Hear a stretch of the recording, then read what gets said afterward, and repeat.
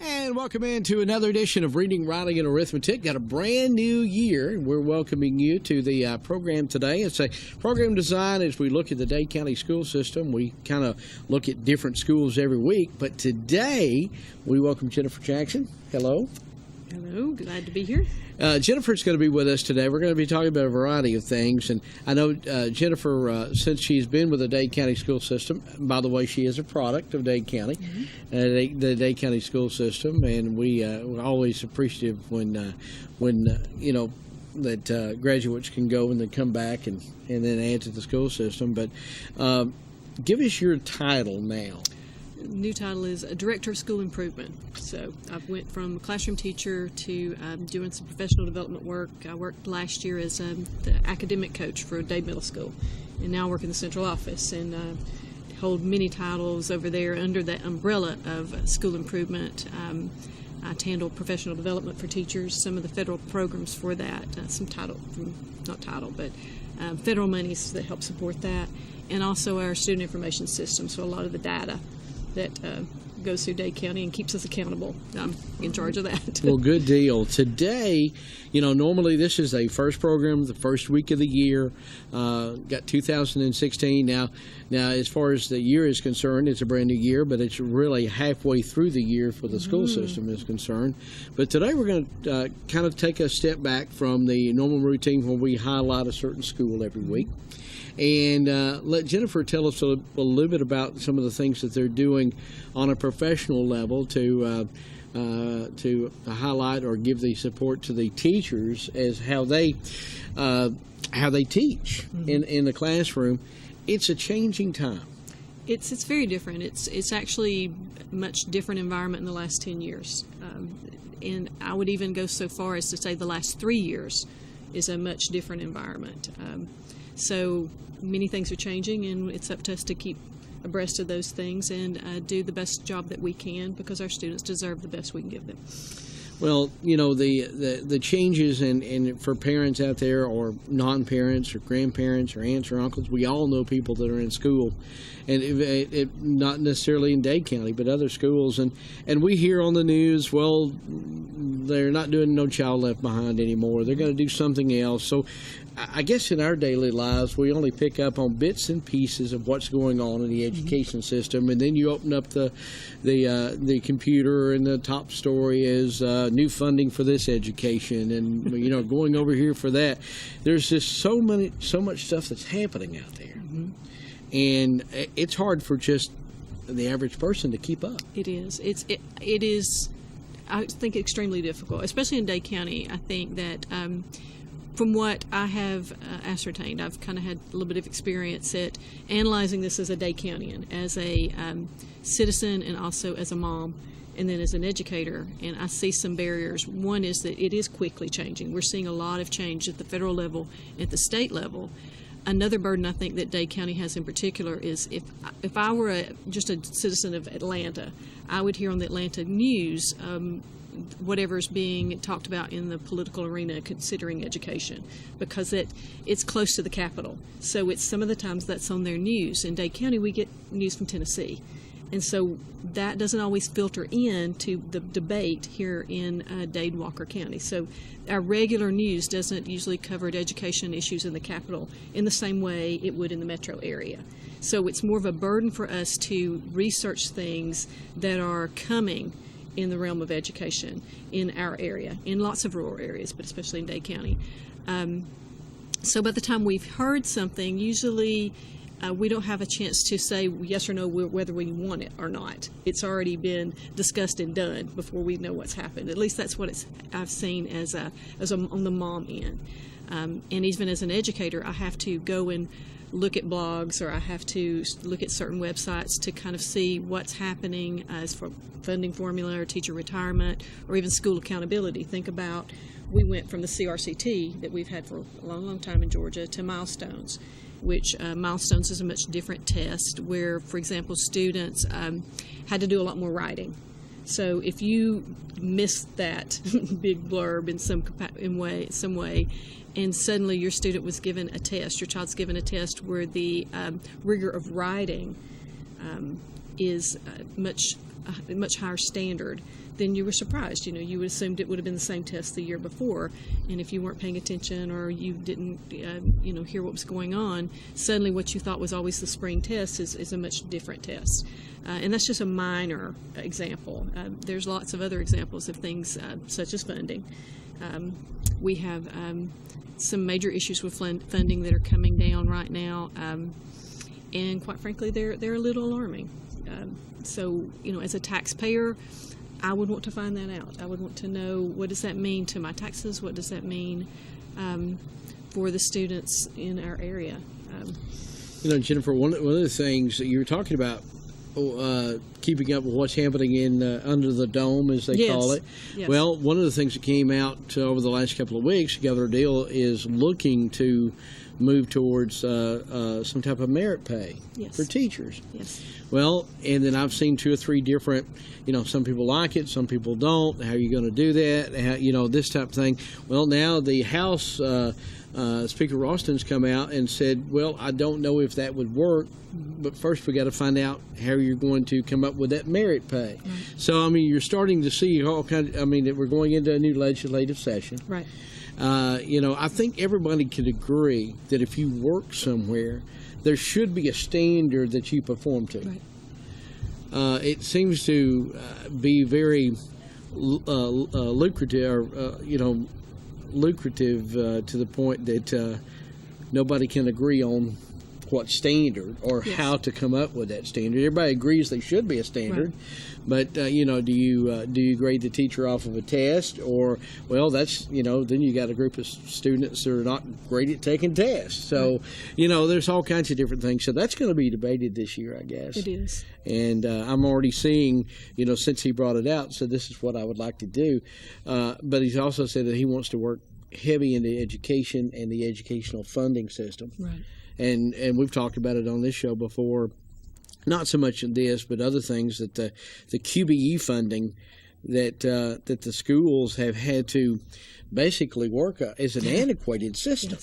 Yes. And not really funded in the way that it was originally designed for. I don't think it was ever fully funded the way it was originally supposed to, right. And now it's antiquated, and you still get, I think, some of the things that you get credits for typewriters, which we don't have typewriters anymore, or something of that nature. It kind of goes out, and it's antiquated. I think 1984 or something like that. In the 1980s. Yes. But so and that the was funding, minimum. That was minimum funding. That was not even. That was just quality. Basic. Quality basic education is what that's the minimum. What's the basic minimum that you would need? And the QBE funding, it's just not. It's antiquated. I guess that's the biggest word. Fluid is the word I was thinking about a while ago instead of liquid. I knew that it had something to do with that. It's a fluid answer on what we're doing. Well, Jennifer, we're going to take a break. When we come back, and I know that you are doing some things inside the central office and for the entire. All the teachers here and things that they've got some avenues to be able to kind of keep up with the curve or whatever. So we'll talk about that. Welcome to Reading, Writing, and Arithmetic. If you've just joined us, we'll be here all for another 20 or so minutes as we roll through the first edition of the Reading, Writing, and Arithmetic show right here in Dade County. We'll be back right after this.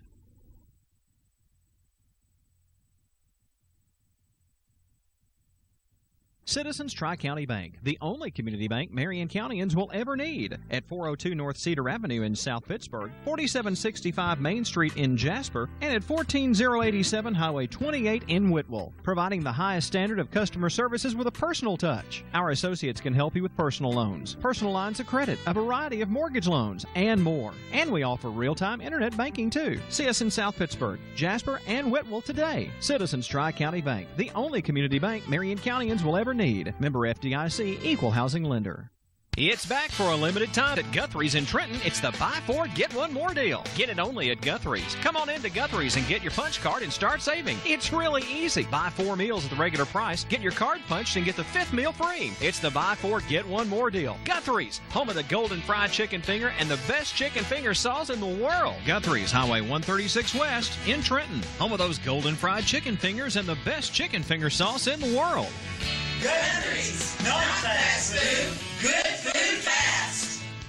Folks around these parts have put their trust in the Ponder name for filling their prescriptions for decades. Jennifer Ponder Hicks, Doctor of Pharmacy, continues the tradition of fast, friendly, and personal service at Ponder's Mountain Pharmacy. Ponder's Mountain Pharmacy is convenient to our customers between Dobbins and North Sand Mountain School, next to Northeast Alabama Health Services. Ponder's Mountain Pharmacy gladly accepts most insurance plans, including Alabama Medicaid. When the need arises, have your doctor phone Ponder's Mountain Pharmacy at 597-4020. Open Monday through Friday, 8 to 5, Ponder's Mountain Pharmacy. HVAC repair and service you can count on from S&S Service Company, a locally owned and operated business that uses high-quality materials on every job. Call on our crews for regular maintenance, minor repairs, and new installations. Spurgeon is a name that's been trusted for decades, so if you need an energy-efficient HVAC system, we've got you covered with Arco Air products. Arco Air and S&S Service Company, enduring performance. S&S is fully licensed and serves the Northeast Alabama and surrounding area. Call 256-632-2500 today for S&S Service Company for your HVAC needs. Online at snsservicecompany.com. A time-tested financial institution equipped with the latest banking technology, the Bank of Dade, with mobile banking to fit your on-the-go lifestyle. Download our latest app today for your iPhone, Android, or tablet to bank on the go. Check your balance, pay bills, make deposits, and keep track of your account anytime and anywhere with the Bank of Dade's smartphone app. Make life easier by using today's most advanced banking technology to your advantage. Call us at 657-6842 or visit on the web at bankofdade.com. Your hometown bank since 1956, the Bank of Dade. Main offices on Highway 11 North in Trenton, and drive-thrus on Highway 11 North and Highway 136 West. Member FDIC, Equal Housing Lender.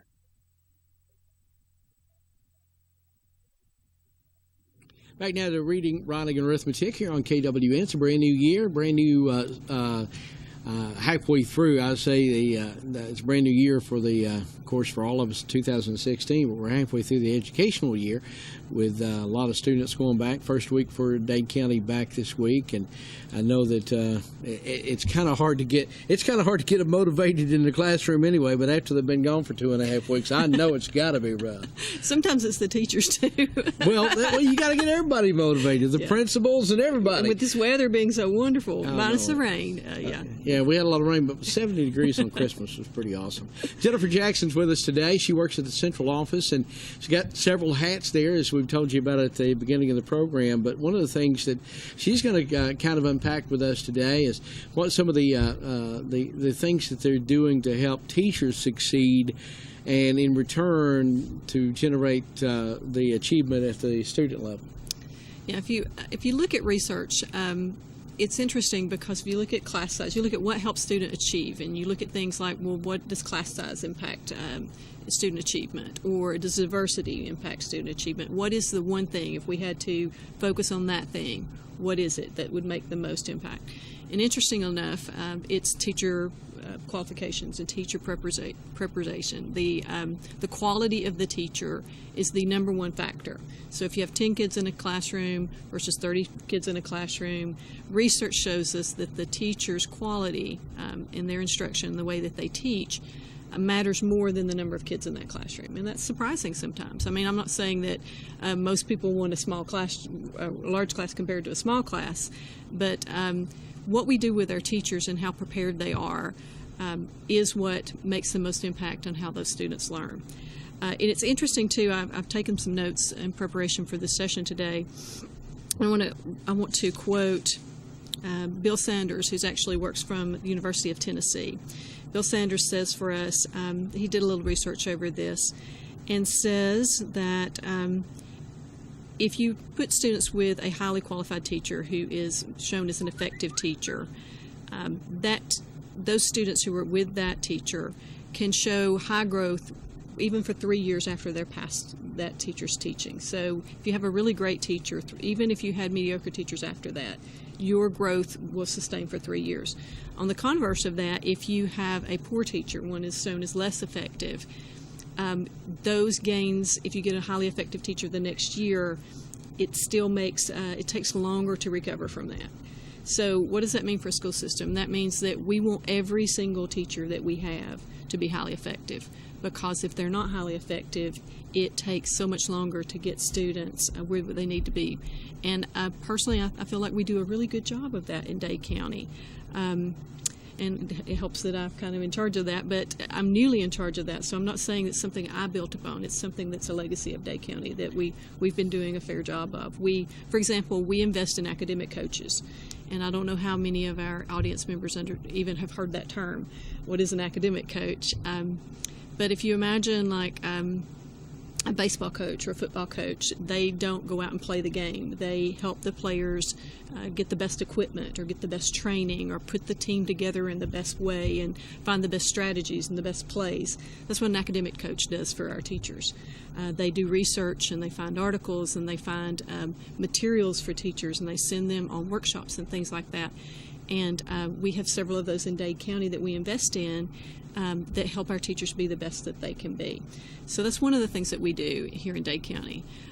Other things that we do are we send teachers to workshops, both locally, maybe they go to Rome or maybe they go out of state. That's a rarity. Most all of the things that we do here are in-house, where we have teachers working together collaboratively. They do some peer teaching with each other. They may go to a workshop and re-deliver. But it's really important for them to get together and share their knowledge amongst each other and work on what's the best practices for our kids. Now, just to use, there's a lot of people out there that they're watching this show, that'll be watching this week. You work at a job. You're basically, I guess, at a fundamental basic level, it's continuing education. Oh, it's I mean, huge. If you put it in perspective, you're giving I'll use, of course, the teacher is definitely a professional when they come out of college. You don't stop learning there. You need to continue doing that. So what you're basically talking about is providing avenues for continuing ed. Yes. For all of the teachers and keeping up on the curve, I guess, of the new procedures and the different things that are happening. Because I'm only assuming that there's no mandate to say you have to. Oh, but there is. Okay. Interestingly enough, there is. Yes, you need to stay abreast of things, just like with any profession. I mean, no one's going to go to a doctor who's still doing practices from 1960. I mean, that's just, you would be uncomfortable doing that. Or a dentist. I mean, think about dentistry. You don't want to go and have braces that were put in 1970. You want the new Invisalign braces. You want whatever's the new technology. So things change in education the same way. We find the better way to teach kids. We find new products to use to teach kids. Technology's huge. So with that comes new learning that the teachers have to come through. But also, in order for teachers to keep their certification, there's a certain amount of professional learning that they have to show that they do. Otherwise, they can't keep their certification. So the state actually has some things set aside to show that teachers are going to continue their education. They're not going to allow them to stagnate and just rest on whenever they graduated. They are forcing them to stay abreast of better teaching techniques and better collaboration. It's rare that a teacher can just shut the door and be perfect all the time. They want them to learn from each other. They want them to read and to seek out professional organizations. And the research shows that teachers that do that have a high impact on student achievement. So it's good that we have those things in place. Teachers have to deal with Professional Standards Commission. That's where they get their certification in the state of Georgia. Explain what a highly qualified teacher is. A highly qualified teacher is going to have, the college work that they need in order to get their certification. Teachers have to go to college and to an accredited college, and then they also have to actually pass certain tests, just like kids have to pass tests to not only show that they've had the coursework, but that they can put those practices into place.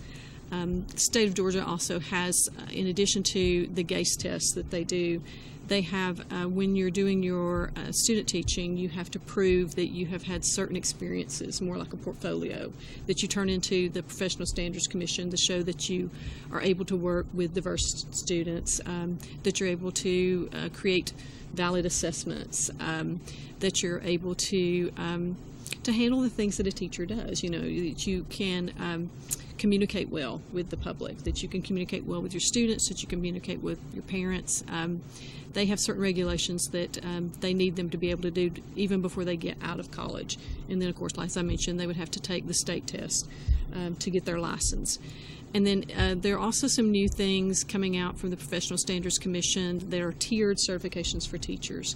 So a teacher who has an initial certification has to show that they're actually effective to get a higher certification in the state of Georgia. So it's not just enough for that first year. You've got it and you're done. You have to show that you're actually effective in the classroom. So when a teacher or someone that graduates, and I'm assuming that Dade County, and I believe they do, but I'm just asking this question for information, that they want to try to always hire a highly qualified teacher. Oh, yeah. And that's what I'm proud to say. One of the things that I'm in charge of is a federal program called Title II-A, and it's monies that we receive from the federal government to ensure that we have highly effective teachers and highly effective administrators. And that's not something that's coming out of Dade County taxpayers' pocket. It's something that's coming out of, it's taxes, but it's coming from the federal government. And with those monies, we can afford for the professional development that we need to have take place. But also with that, there's some stipulations that we have to show that all of our teachers are highly qualified. And if they're not, we have to put together a professional plan to show what we're doing to ensure that those teachers are pursuing their highly qualified certification. And in Dade County, we have 100% highly qualified teachers, and we have for several years. So we aren't hiring teachers that aren't highly qualified. And so that's a big deal. I go to a lot of things where I work with other districts, and that's not the norm. You know, we have a lot of other schools in the state who have to put a lot of teachers on their professional development plans working towards highly qualified status. And we don't have to do that here. We hire the right people. Jennifer Jackson with the Dade County school system. She works in the central office, kind of in charge of helping teachers maintain their professional academic continuing education, I guess, is you know, we make them better. make the teachers better. And for those of you, maybe some students might be watching, yes, teachers have to go to school themselves. Mm-hmm. So and to keep up, a lot of teachers or a lot of kids may not know that, but they do have to go. Yes. and stay abreast of everything. We're going to take another break. When we come back, we'll continue our conversation. You're watching Reading, Writing, and Arithmetic here on KWN TV.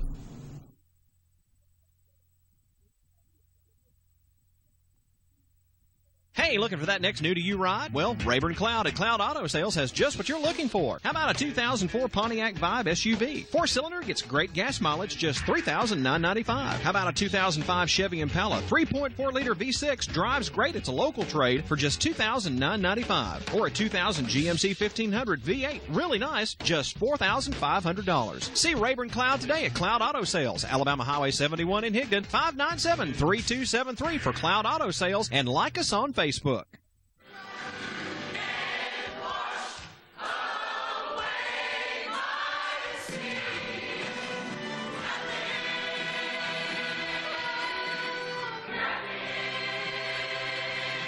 This is Pastor David Smith, pastor of the New Home Baptist Church in Pisgah, Alabama.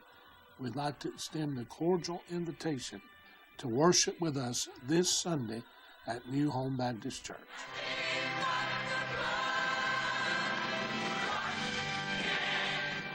It's coming soon. Boss Business Center at 29490 Alabama Highway 71 in Bryant. We'll have school and office supplies, shipping supplies, notary services, copy and fax services, community postal services available too. You can also renew any of your Jackson County auto tax and pay your property taxes at the new Boss Business Center that'll be opening soon at North Sand Mountain. Call 597-3829 for more information. The Boss Business Center just north of North Sand Mountain School.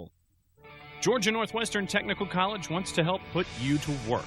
Our programs in business, health, industrial, and public service will train you for the jobs available today. GNTC offers schedules in day, evening, and online classes at 5 campus locations with financial aid options too. You are sure to find a career path that works for you with our variety of degrees, diplomas, and certificates available. Visit us in person or on the web at gntc.edu. Georgia Northwestern Technical College, your career begins here. Step into yesterday at Junk Salvation in Trenton on South Main Street right across from Citizens Bank and Trust. Junk Salvation features antiques, architectural salvage, repurposed furniture, and unique items with everything from glassware to furniture. Junk Salvation is truly one of the most unique shops you'll find anywhere. Now at Junk Salvation, we have mud paint. Mud paint gives your furniture that vintage look. Come find out more today at Junk Salvation, 12254 South Main Street, right across from Citizens Bank and Trust in Trenton. Step into yesterday at Junk Salvation, 657-JUNK.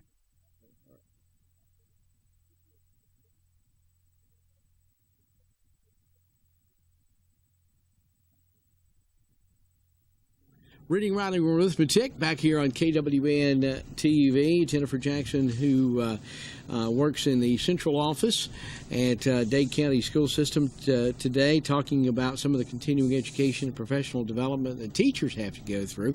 And she bought some pictures, and I know that we can't show a lot of them, but you can't see, and we apologize for that. But one of the pictures that she brought is, if you could, you would see a bunch of math teachers. Now, these are not just math teachers from the elementary or math teachers from the high school or math teachers from the middle school, because I recognize several of them, and they are math teachers from all three schools, and they are learning together. Mm-hmm. And tell us a little bit about that. This picture, I've got a couple here, and I wanted to talk a little bit about what we're doing in Dade County. It's kind of a myth that teachers get their summers off because most of the teachers that I know actually spend a lot of time doing professional learning over the summer and writing things for their next up and coming year. And this one was a piece that I actually got to participate in. These were a lot of our science teachers and our math teachers who are part of the Math-Science Partnership. One of the things that we do for professional development is we work with a regional service agency called RISA. Our RISA is in Rome, and they offered this partnership for Dade County math teachers and science teachers to come and work with industry leaders to learn how to bring math skills and science skills that kids need to learn how to do and bring those real world concepts into the classroom. So we worked with industry leaders that would come in, engineers. We worked with some engineers. We worked with Coosa Valley water, the water people there who handle water treatment. And we had a doctor actually from, there's a medical college, I didn't know that, in Rome. We had several other speakers who helped our participants in the RISA work through what it means to take the science things and the math things that our kids are learning in their classroom and see how to apply those when they get out of school. And so a lot of our teachers, Dade County Middle School, we had some high school guys, we had some elementary guys, spent 2 weeks learning how to take practices from industry and break those down in, to do activities in the classroom. And so they did 2 weeks of that. And then they had to create units that they had to, they're actually teaching right now in their classrooms, and RISA's coming out periodically to observe in their classrooms and see how it's going, offer additional support in case something's not going well, offering suggestions. And they'll go back at the end of this year and during the summer and have 2 more weeks where they present their findings and kind of tweak what they've learned in order to become better teachers and to take new skills and to teach those to kids. And I think that's really important, especially in the STEM fields, because as we know, math Tell me what and a STEM is. Actually, it's funny because STEM is science, technology, engineering, and mathematics, but another big push is adding art to that. So you may hear the word STEAM. Because art, a lot of critical thinking and problem solving with art is in the forefront right now in education too. So that's, again, big push. Teachers have to keep abreast of that. Thank you so much. I mean, you know, it's a lot. You said, well, we got a 30-minute program, but got a lot of stuff to talk about. Yeah, and we're doing a really good job, and I like to be able to come and brag and talk about what's happening behind the scenes. Well, it sounds like there's definitely a lot of activity, a lot of keeping up with the things that are changing, and that is some good news to be able to report for sure. Jennifer Jackson, and if you would like to maybe ask her a question, where you can find her at the central office in front of Dade County High School there, and she'll be happy to talk with you about anything if you have concerns or whatever. But let's give her a call. Jennifer? going to be a Thank good year, and still a half a year yet to go in the schools. So looking good. And we thank you very much for watching, and we'll be back next week right here as we take another look inside one of the schools that's going on here in Dade County. So we'll see you next week on Reading, Writing, and Arithmetic.